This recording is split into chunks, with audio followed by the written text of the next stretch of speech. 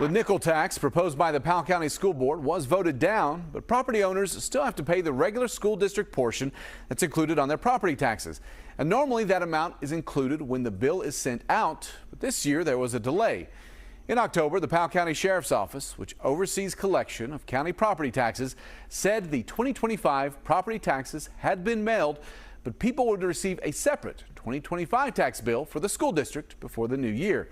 That's because the school property tax rate could have gone up after the bills were sent.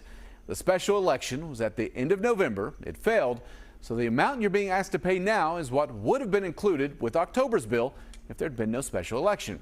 Now, if you have a mortgage, it's important that you let your mortgage company know about that extra bill. Loan officer Ashley Smith-Goodwin put out a good explainer about that process. She said essentially if you don't notify them, they may base the amount that you need in escrow on the partial bill. Then in the future, you'll end up with a higher payment once your account is reviewed. Some people in Fayette County had that exact scenario happen to them in recent years. One of those was a tax increase for streetlights. People got refund checks from their mortgage companies, but ended up having to pay that money back on future bills. If you have a good question, just email us. Goodquestion@WKYT.com. I'll see you on WKYT Morning.